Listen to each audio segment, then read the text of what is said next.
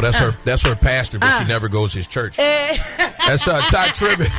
It's 2 hours down the road, man.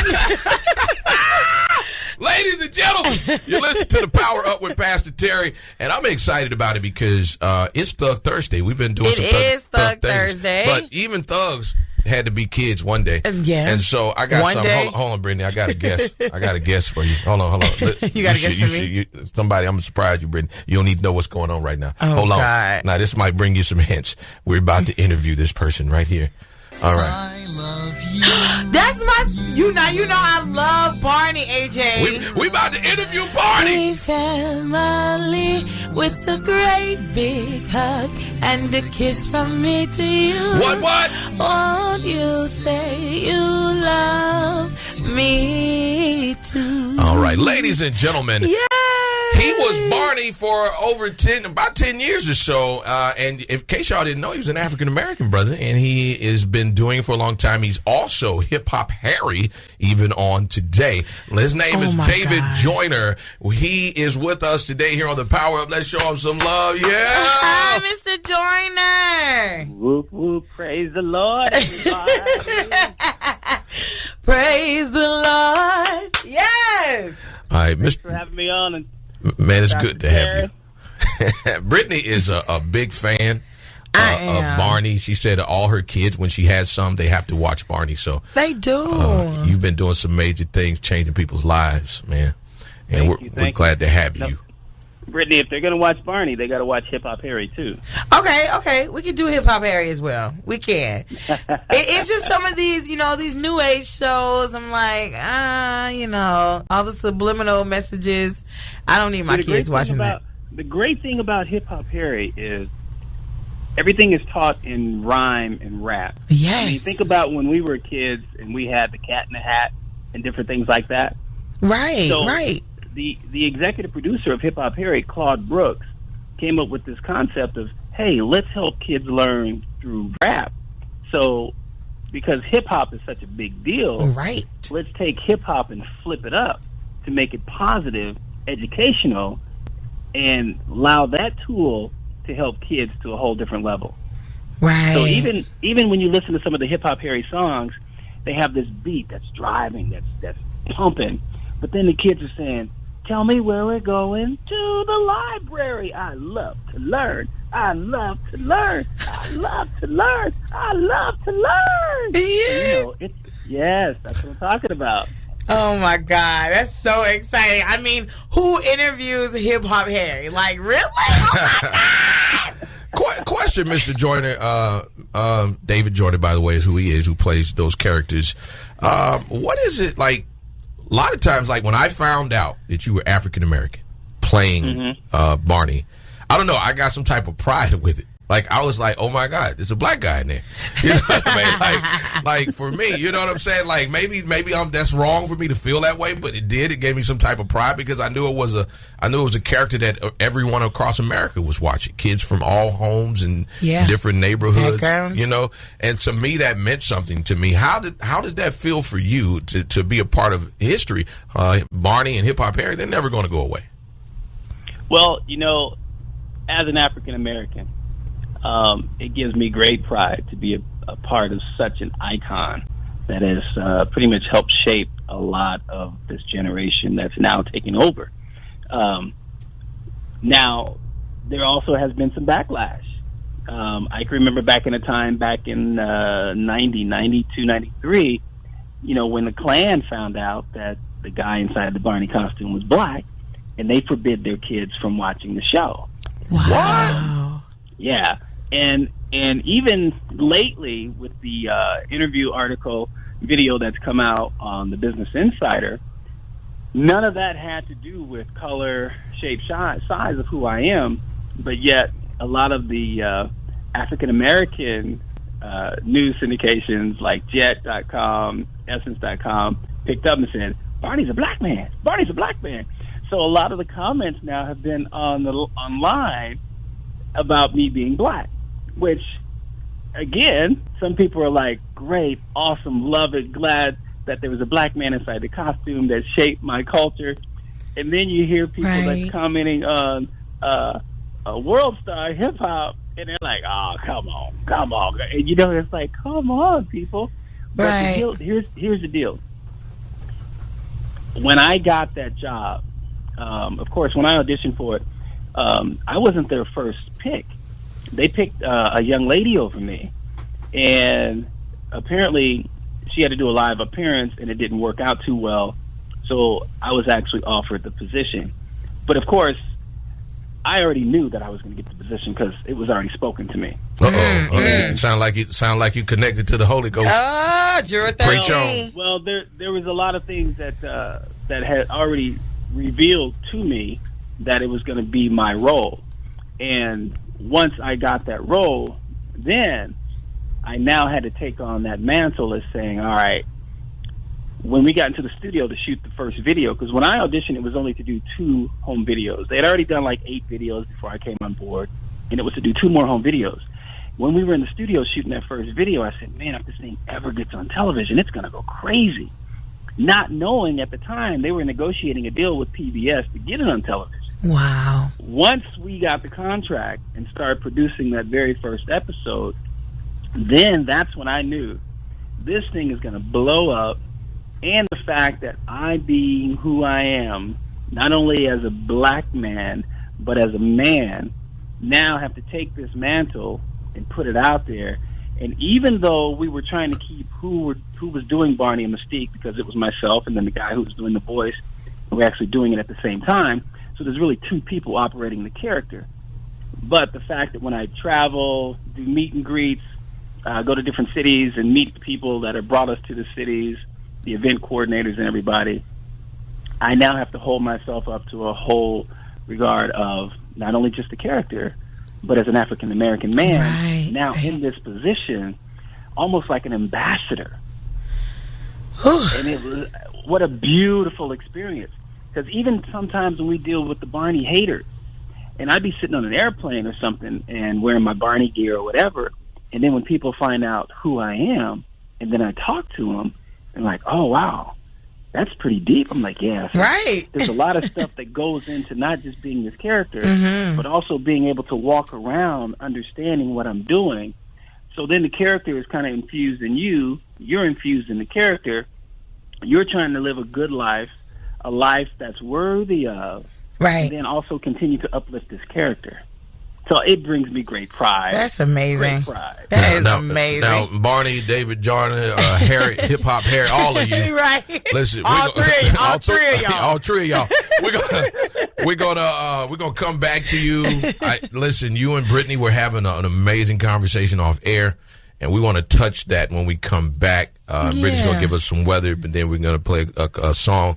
Then we're gonna come back and we're gonna finish that. And I'm gonna let Brittany tell her own story because it really blessed me. I was the one listening to it, and I was enjoying what I was listening to. And I was like, the listeners didn't get to hear that, but it's going to be amazing when you do get to hear it. So, it is, guys. Well, I love that song. It is a great song. Because our world does need him. He is such a great songwriter.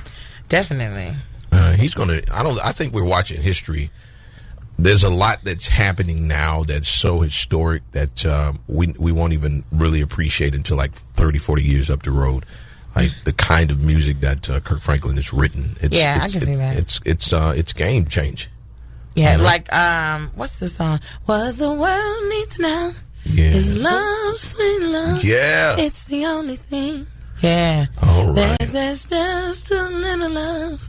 We need that. That every time I hear "My World Needs You," it makes me think of that.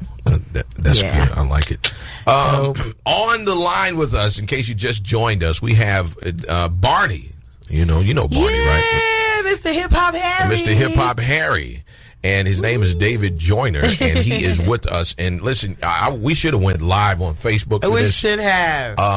Matter of fact, Brittany, go live after this. Because they may see my eyelashes coming out. Because David, Mr. Joyner, is definitely blessing me in this place. Yeah. So I'm just like, whoa. Wait a minute. I'm gonna let Brittany have it. I'm pulling back. Mr. Joyner, go ahead and tell on Brittany what just happened off air.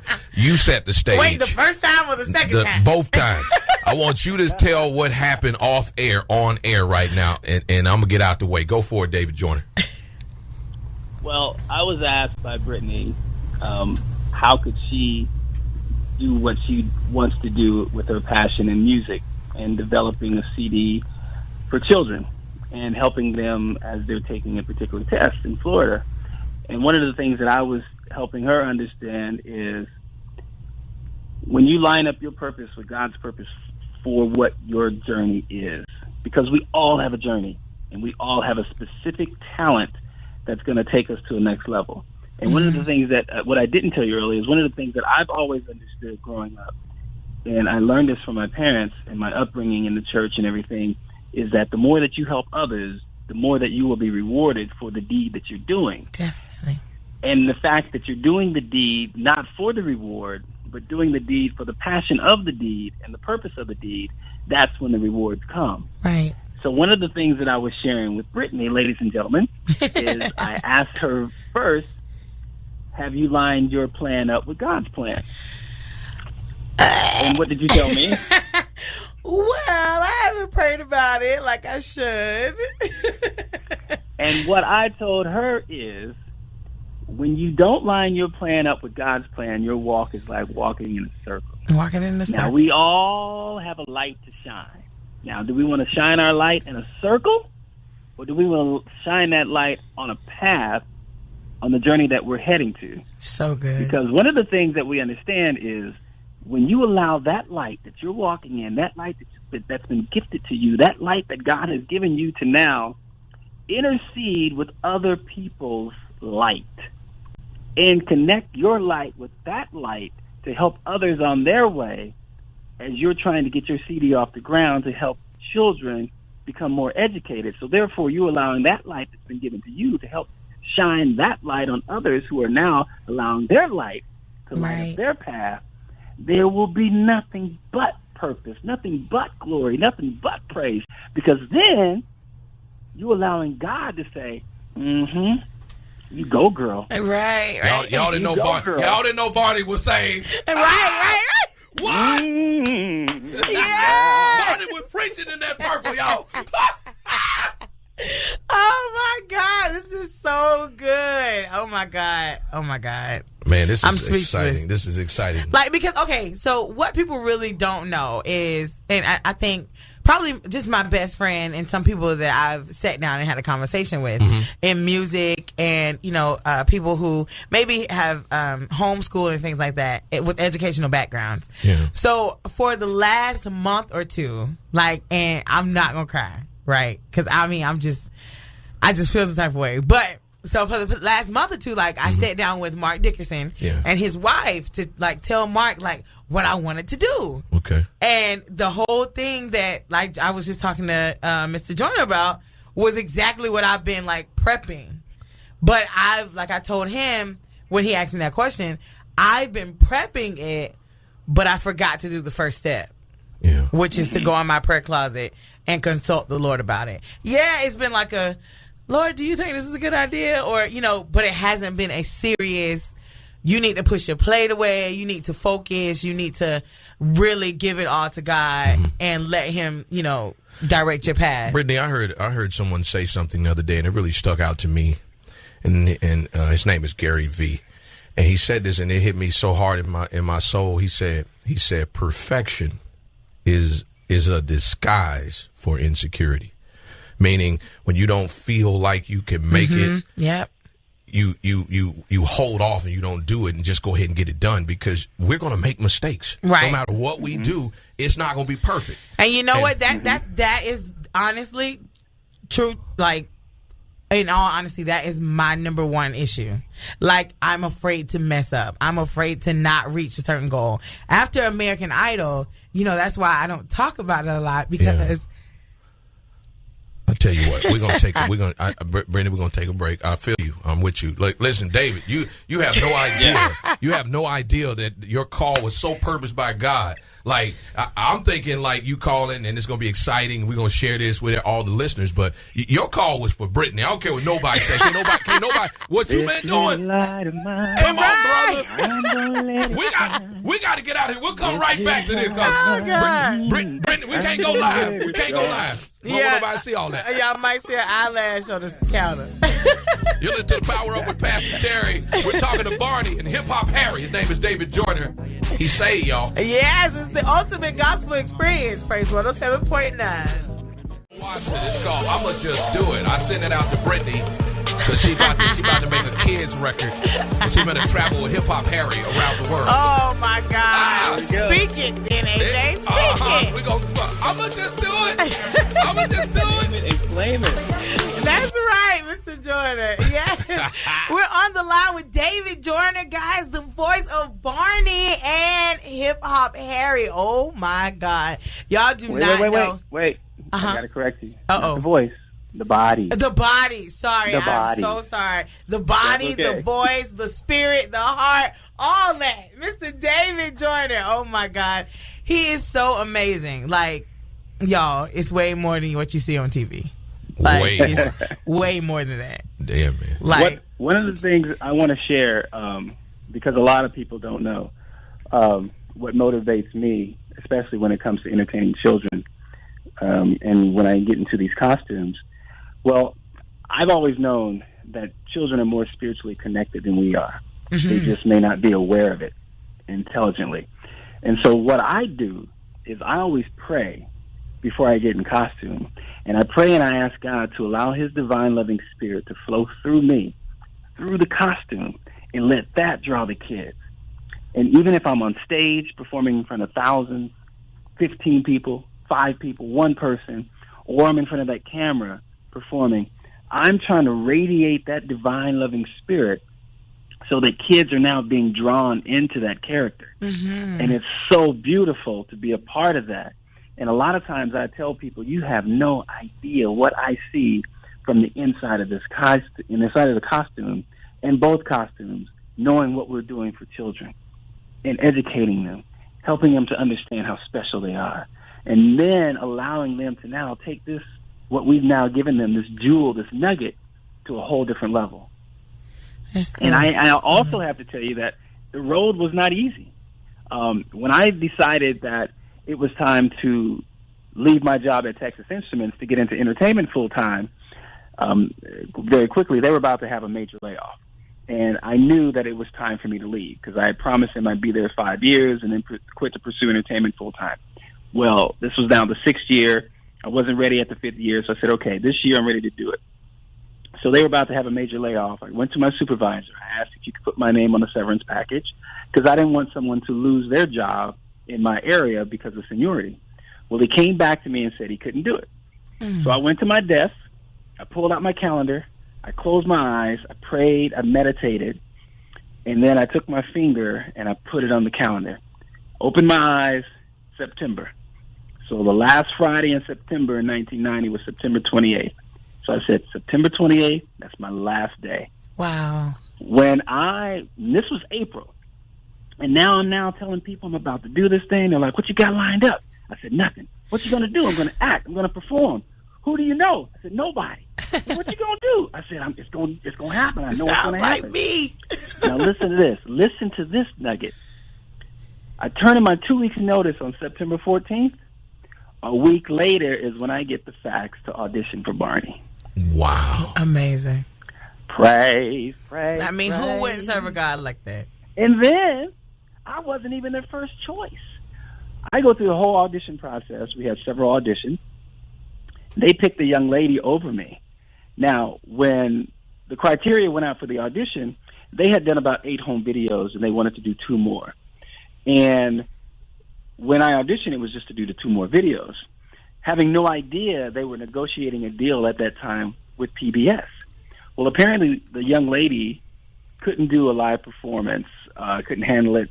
I don't know the whole story, but apparently she needed to get out of the costume, didn't work out. They never heard from her again. But I already knew, when they even asked me if I'd be backup, I already knew it was my position because it had already been revealed to me. Right. So it was just planted in me. Your Juror 13 was on. Amen. Say that again? We call it Juror 13 when we say the Holy Ghost. There you go.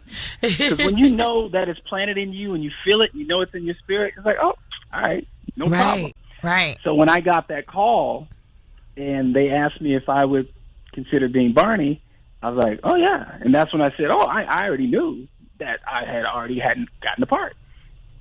Now, I went on, they needed a live performance, so I went and did this first live performance before we got into the studio. And you know when Barney does his signature 360 jump? Yeah. Right, uh-huh. Now, I used to perform at a lot of places in Dallas at that time. And at that time, MC Hammer's, Hammer Time was out. Yeah. And one of these places where I used to perform, I'd always stop, jump up and do a 360, Hammer Time, and then do the typewriter dance or whatever. Well, the very first live show, the choreographer says, the very first song, you go on stage, you can just have fun, waving, doing whatever you want from side to side. Well, I'm standing behind this curtain, and the announcer comes out, and she says, who did you come to see? And you hear this, Barney. And I was like, whoa, what have I gotten myself into? So then they started beating on the bleachers, Barney, Barney, Barney. And when the curtain went open, my adrenaline took over, and I just started jumping and leaping, doing bell kicks and clapping and all these things. So then I said to myself, I wonder if I can do that 360 in this costume.